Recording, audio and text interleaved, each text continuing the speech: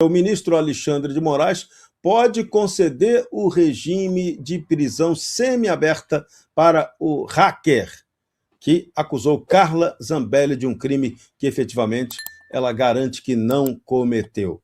E a Zambelli foi obrigada a renunciar ao mandato de prisão na Itália. Sobre esse assunto que a gente vai falar hoje.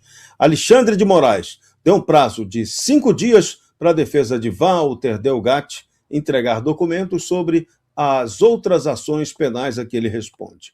A medida é necessária para que se analise o pedido de progressão dele ao regime semiaberto. O Delgatti é o hacker que delatou Carla Zambelli no caso da suposta invasão ao sistema do Conselho Nacional de Justiça. A ex-deputada foi condenada a 10 anos com base nas acusações do próprio Delgatti. Zambelli renunciou ao mandato no domingo, através de uma carta enviada da prisão na Itália. A Câmara já havia rejeitado a cassação, mas o ministro Alexandre de Moraes anulou a decisão numa canetada em menos de 24 horas. A justiça italiana vai decidir sobre a extradição da Zambelli nessa quinta-feira, ou pelo menos começa a tratar desse assunto nessa quinta. O advogado Fábio Pagnosi vai repassar para a gente as informações à defesa na Itália. Doutor Fábio, já tinha adiantado para a gente que amanhã podemos ter boas novidades no caso Zambelli, mas um ponto que eu gostaria de ressaltar com você é o trabalho que foi feito na Câmara dos Deputados do Brasil foi fundamental para uma estratégia de defesa que vai mostrar claramente para a justiça italiana que a Carla foi vítima de uma perseguição política? Olha, primeiramente, boa noite, Constantino, que não estava online ainda, prazer participar aqui do programa junto com você.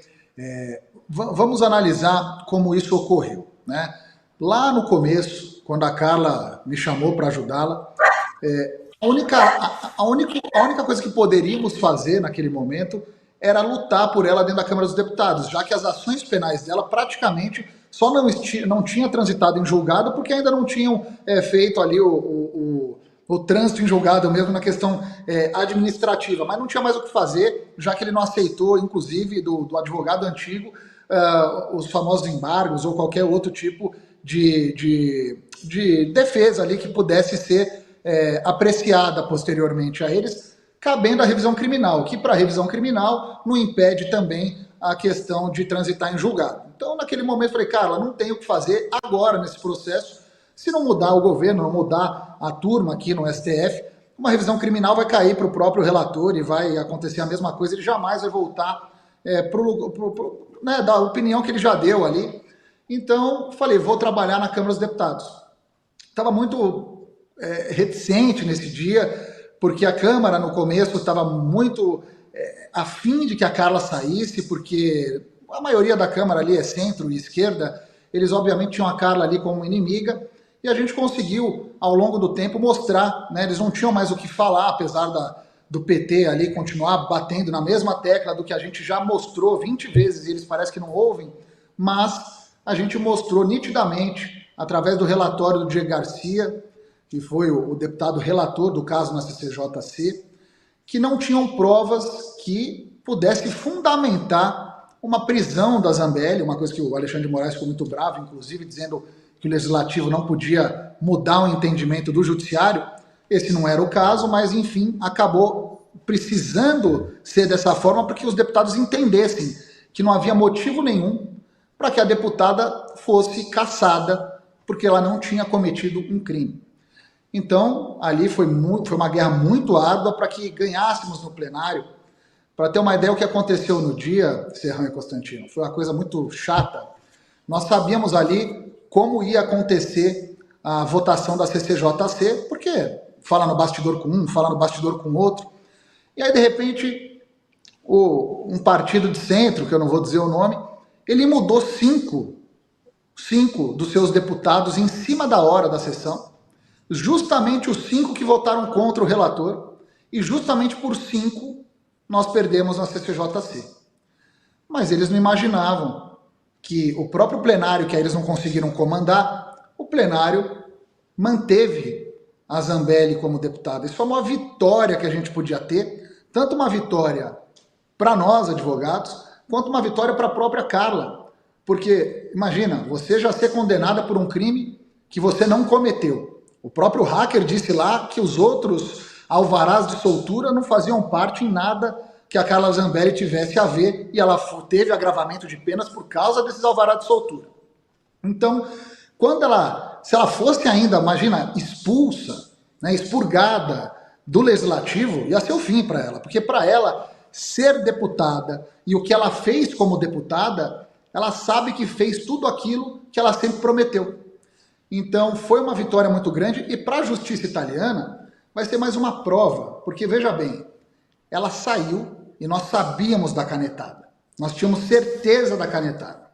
Então, falei para a Carla, quando nós ganharmos, que eu tenho certeza que nós vamos ganhar, tem que pedir a renúncia, porque vão canetar no dia seguinte, e obviamente o presidente da Câmara, ou ele acata o que estão pedindo, que senão ele vai sofrer alguma operação, alguma outra coisa, ou ele vai comprar também briga com outros partidos que ele depende ali dentro da casa. Então, a Carla já ficou muito feliz com o resultado, renunciou, mesmo assim, obviamente o ministro fez ali em 24 horas recorde, né? Porque parece que o STF só trabalha para esse tipo de pauta, assim, em tempo online, 24 horas por dia, falando que não valia o plenário, ou seja, fizeram, tanto a defesa quanto todos os deputados ali da casa, de palhaços por 5, 6 meses que durou esse processo de cassação da deputada Carla Zambelli, todo mundo trabalhando.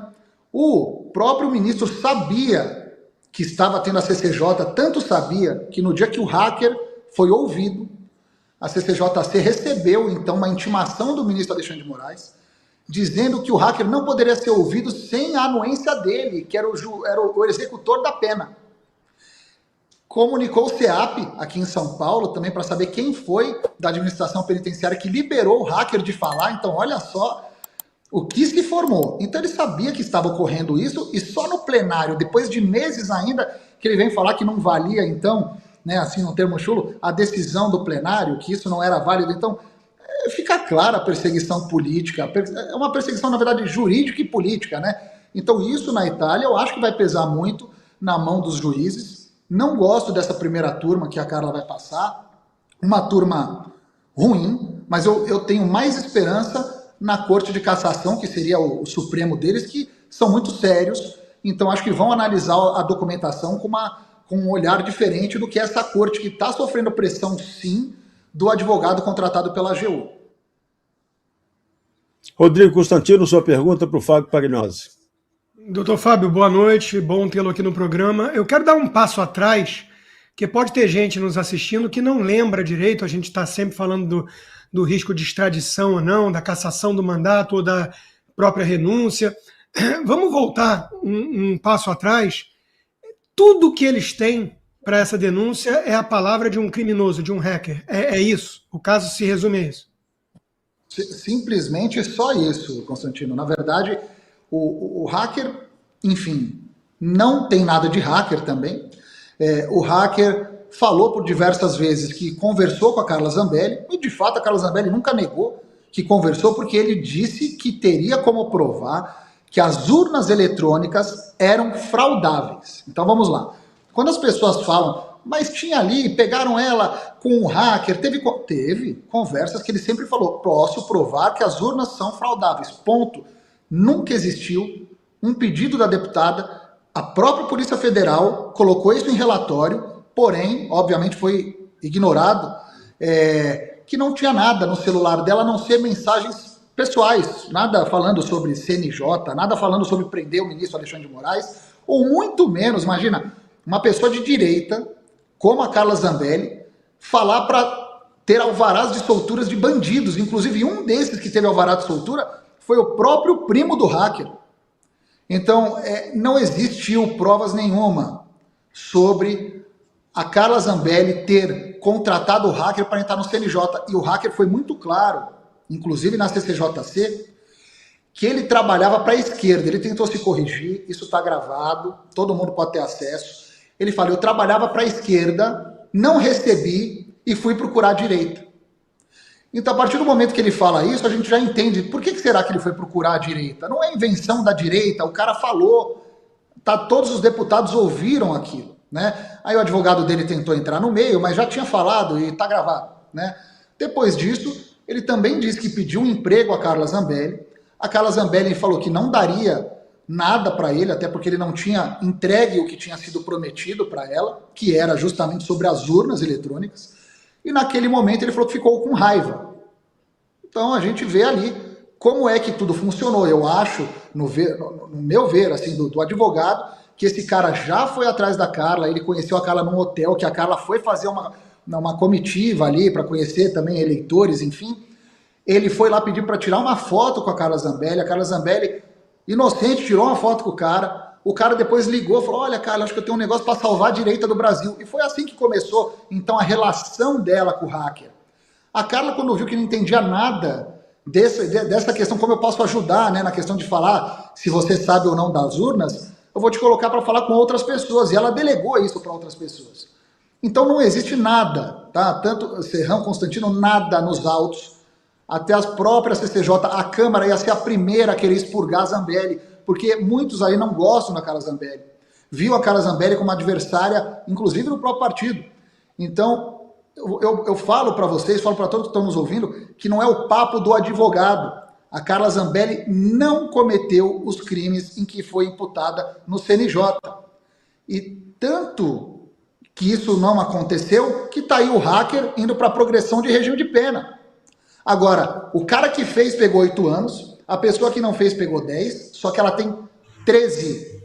São 13 agravantes dentro do processo que fez ficar com 10 anos, e não foi só 10 anos. Ela tem quase 5 milhões de reais em multa.